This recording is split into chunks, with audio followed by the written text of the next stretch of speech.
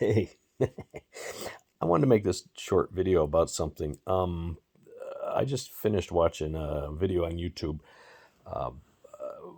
channel called Impact Video Ministries. They've got some really good stuff. I don't know the guy that does it, but I believe he loves God and he puts out some really good videos. This one he just put up today. It's called "When Will the Rapture Happen?"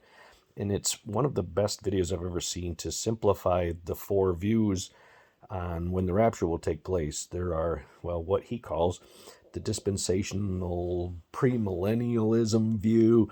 There's the historic premillennialism, the amillennialism, and postmillennialist view. Okay, without going into the details, I put the link to this video in the description. But just to focus on two of them, and I'll tell you why. The first one, the dispensational premillennial view, believes that the rapture will take place before the tribulation. Now, there are some that he puts in this category that believe in a mid-trib rapture, but I'm going to focus on pre-trib, okay? What he calls the historic premillennialism believes basically the same way, except they believe that the rapture takes place at the end of the tribulation.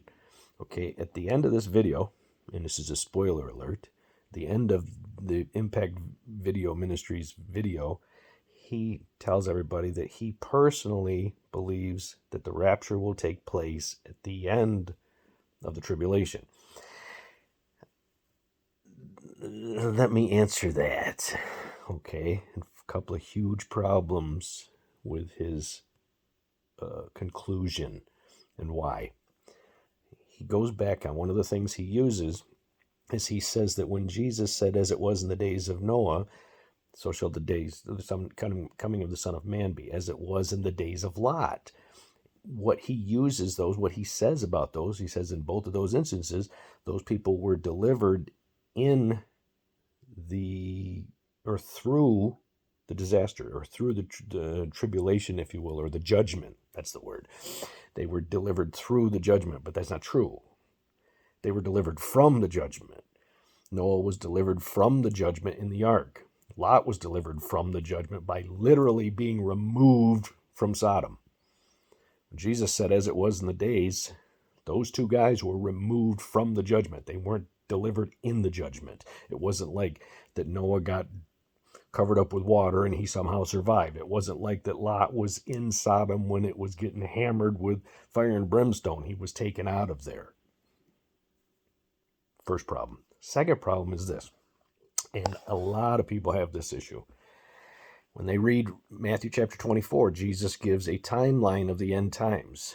And a lot of the post-trib people that believe that the rapture will take place at the end of the tribulation, point to this verse, because it comes at the end of his description and when Jesus comes to set up his kingdom. And it's in Matthew 24, verse 31.